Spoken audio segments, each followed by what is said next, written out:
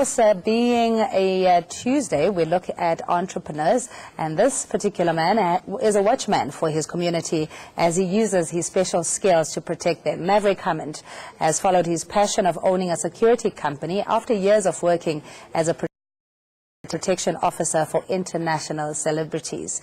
And he joins us now to talk about his dream and how you were able to achieve this. Maverick, do you live up to your name?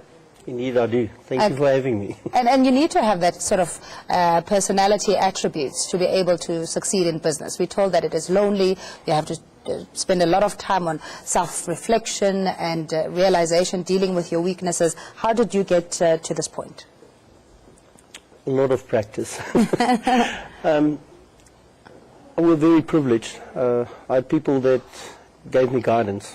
I took the time to listen. And you know, it's not always that easy because some people like to be pleased, other people just wanted to work, and this is the experience that you build up over time. Okay, so if you just give us the background, you were a VIP protection security, as it were. You called handlers. I know there's a fancier term to it, yeah, but essentially you were a security guard. Yes, we call it a close protection officer because we don't really like the term bodyguard. That happens in Hollywood, and it's not as glamorous as what people usually make it. If you're really good at what you do, you're very lonely because you spend a lot of time waiting, you spend a lot of time preparing, and it's 5-minute driving fast and 2 minutes putting your gear. But most of the time, you know, it's a very selfless job because you need to deal with everybody's needs. And which are the celebrities that you had personal protection over? I had the privilege. I'm part of a selected group that did the Black Eyed Peas 2010.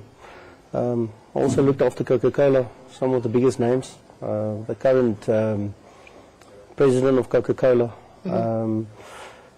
I looked after Snoop Dogg. My best was Bon Jovi. I loved it. It was fantastic. Why did you get to share the table with him? Did he give you access pass to? I've got 1 or 6 T-shirts that were given to selected CPOs in this country. On the front it says Bon Jovi Police. Oh, wow. And at the back it says Big Bon Jovi. And I also had the privilege of spending a lot of time with him. So you're not living on a prayer anymore. So no, I'm living the prayer. You're living the prayer and living the dream. How then, in terms of the company that you run, how has this fulfilled your desires of being independent, being able to serve your community and create employment? Well, first of all, I get a hiding from a lot of people always telling me, how can I take all my savings and start something? I have the privilege of waking up every morning and make a difference in people's lives. I don't just say it, I live it. I bought a medical response vehicle. I bought an ambulance. I employed a paramedic. Currently we're still waiting for the authorities to give us our practice number so that we can provide a service to everybody and anybody. But in the meantime, you know, it comes out of my pocket. I pay for it and I make it available to the community. And then wherever we get involved, like tomorrow, none of the other EMS services wanted to hear about assisting the people with Youth Day in our town at Lebohang, where they're going to walk from the main street to the stadium. And I've given them my ambulance and my response vehicle. The other people weren't interested because there's no money involved.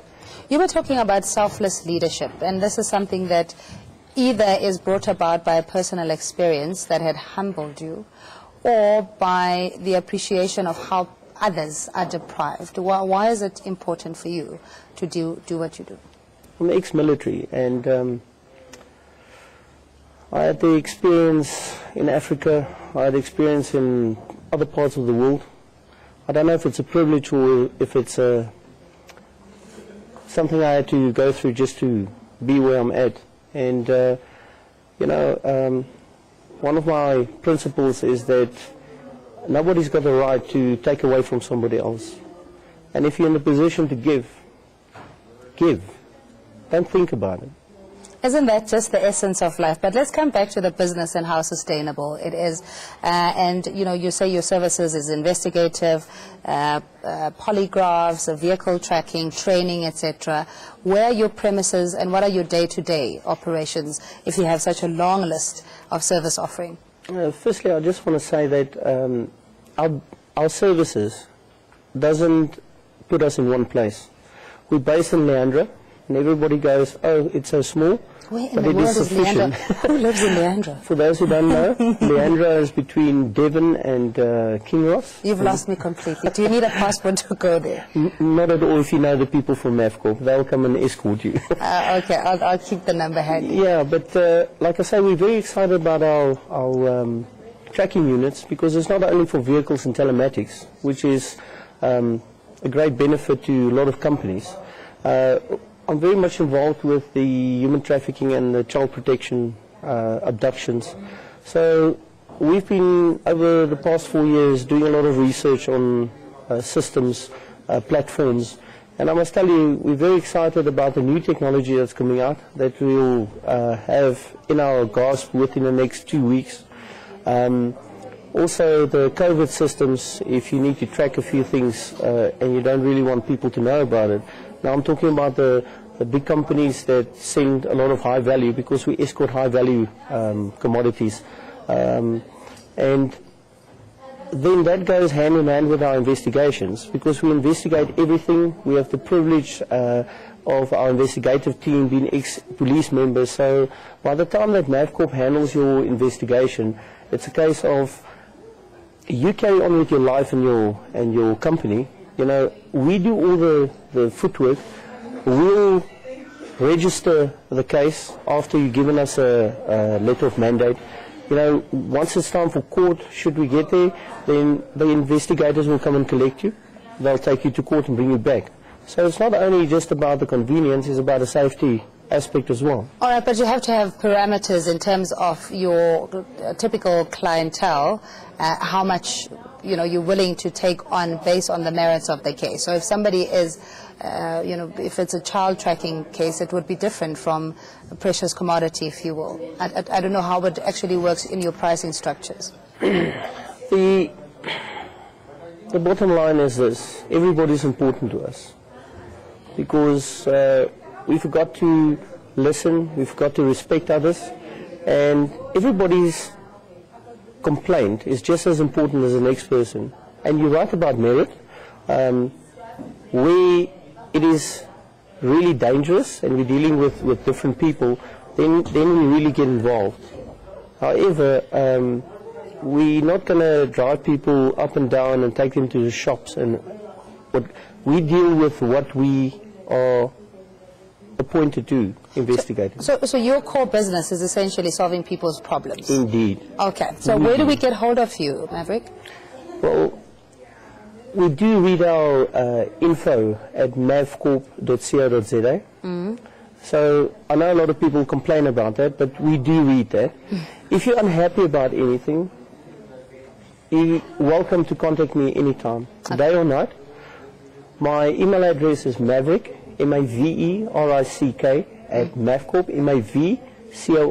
Mavcorp.co.za. Our telephone number at our front desk is 017-683-0039. My cell phone number is 074-893-2132. Should you not be happy with anything, you're welcome to contact me. Should you need advice, you contact me. Okay, the only other thing missing now is your ID number, your DNA and blood type, and the dog's name, but we really appreciate Maverick. I wish we had more time. We'll put all the information on our website as well. We wish you all the success. Godspeed with solving people's problems. Much appreciated.